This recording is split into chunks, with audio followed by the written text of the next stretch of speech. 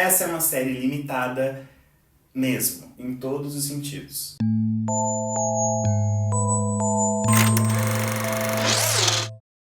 E aí galera, eu sou o Thiago, esse é o canal Rocambole, aqui eu falo de série, eu falo de filme, e se você gosta de falar, de debater sobre esses assuntos também, eu vou fazer um pedido pra você que é se inscrever nesse canal. Clica que é rapidinho, se inscreve, recebe vídeo, dá um like também, já comenta um troço, vamos falar de série. George Mulley, um ex-presidente dos Estados Unidos, tem a sua aposentadoria interrompida quando é convidado a liderar uma investigação federal de urgência. Um ataque cibernético derruba a comunicação de todos os aparelhos do país durante 1 minuto. Resultado, o apagão leva 3.402 pessoas à morte. E como se não bastasse, uma mesma mensagem aparece em todos os aparelhos. Isso vai acontecer de novo. Pronto, o caos está instaurado e as consequências desse ataque são, claro, inimagináveis. Esse é o ponto de partida de Dia Zero, uma minissérie original Netflix estrelada pelo grande Robert De Niro, que mistura política, investigação e suspense. Bom, todo mundo sabe que os Estados Unidos vivem um período político bem caótico, bem polarizado há alguns anos, então não tem como a gente assistir Dia Zero sem considerar esse cenário. Alguma coisa esse roteiro vai querer me dizer. E ele se debruça nessa idealização do político perfeito, que tem apoio bipartidário, ou seja, aquele cara que atende ali as demandas minimamente dos dois lados. Ele dá bronca patriota na população e afirma que os Estados Unidos são o melhor país do mundo. Ele quer todo mundo trabalhando junto como uma grande família. Tem muito daquele discurso narcisista dos Estados Unidos que a gente já tá cansado de ver. A idoneidade é a principal característica do George nesse começo, então é assim que a série escolhe apresentar o seu protagonista, como um salvador no meio de uma crise. A partir disso, o roteiro se esforça o tempo todo para apresentar uma visão apolítica da coisa toda e não se comprometer tanto nem com um lado nem com o outro. E esse caminho até é justificado quando a gente chega no final e entende a mensagem que a série quer passar. Só que isso acaba deixando a discussão superficial. Existe um jogo sendo jogado entre os personagens, é um conflito de interesses constante e a gente não entende a posição ideológica de praticamente ninguém ali. E nesse caso, eu acho que isso compromete a discussão, porque não tem como a gente ignorar o aspecto ideológico de conflitos como esses que são trabalhados aqui. Eu acho que é uma abordagem utópica, superficial, o que transforma a série, na minha opinião, em uma grande fantasia. Falta contexto político, sabe? Como, por exemplo, quem é, de fato, a presidente atual interpretada pela Angela Bassett? Quem é ela? É uma personagem bem pouco desenvolvida, tanto nas camadas pessoais como nas mais ideológicas. E eu acho que isso acontece na maioria dos personagens. Bom, falando mais do George, a gente descobre já no começo que ele perdeu um filho há algum tempo e que ele desistiu da candidatura de reeleição justamente por conta dessa morte. Então esse é um assunto bem presente na história que vai se desenrolando aos poucos e que afeta também a relação dele com a esposa, que é interpretada pela Joan Allen e que é uma das mais interessantes da série pra mim. Eu achei instigante essa atmosfera meio enigmática que existe entre ela e o esposo, então é um ponto positivo pra mim. E pra completar a família, a única filha viva do casal, a Alex, que é o quê? Uma congressista que desempenha um papel de oposição ao pai. E aí volta ao assunto, a série não consegue ser apolítica da forma que ela gostaria de ser. Rolam alguns deslizes, se a gente prestar bem atenção. Eu acho que isso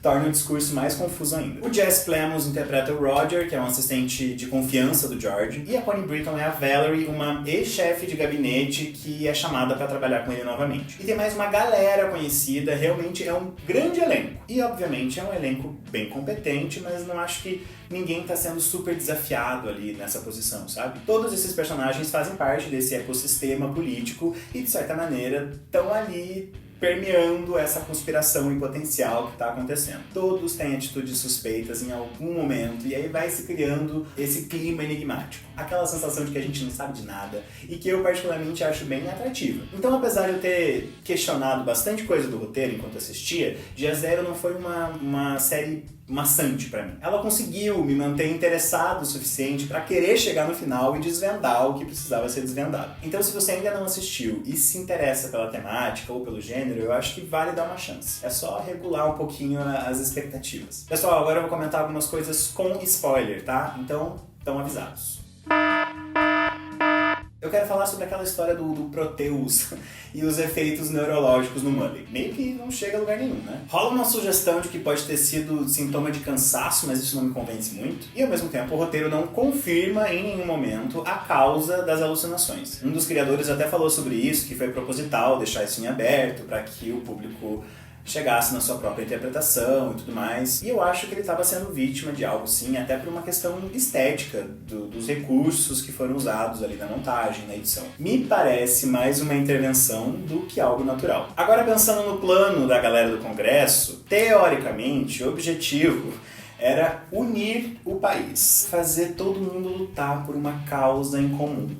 Que bacana. Isso não cola, é uma motivação frágil e não é coerente com a postura dos envolvidos, principalmente a do Dreyer. Não era esse o real objetivo, é uma questão egóica e os conflitos de interesse, de novo, essa guerra política se mantendo, só que de outra forma, é um papinho pra boi dormir. Quase no fim, o Murray passa por um dilema moral bem grande e fica entre falar a verdade, que é o que ele sempre defendeu, ou impedir a prisão da sua própria filha. E eu até acho um conflito interessante, gente, só que a série foi me passando cada vez mais uma imagem meio moralista, sabe? Isso vem muito do texto mesmo, dos diálogos, das frases de efeito que o Mullen fala o tempo todo. Os episódios foram passando, eu fui achando tudo meio genérico demais, e aí o discurso começou a ficar estranho pra mim. O roteiro trabalha a clássica jornada do herói. Ele tá ali vivendo a sua vidinha, aí é chamado pra encarar uma aventura, primeiro não aceita, mas aí conversa com umas pessoas importantes e ele decide aceitar, e a jornada segue todas as etapas, aí vem a crise, aí vem a aprovação, e termina com ele dando a volta por cima. E de certa forma, mostrando que ele tava do lado certo desde o começo, pelo menos é isso que a série quer que a gente pense, mas eu acabo questionando bastante coisa. E a principal delas é o episódio de tortura como método de investigação. Não há maneira de entender essa prática como algo positivo e, na minha forma de pensar, não há fim que justifique esse meio. Mas o roteiro passa um pano legal, bota um pouco na conta desse descontrole emocional, dessas alucinações, sei lá, e acaba com o herói sendo aplaudido e absolvido de todos os pecados.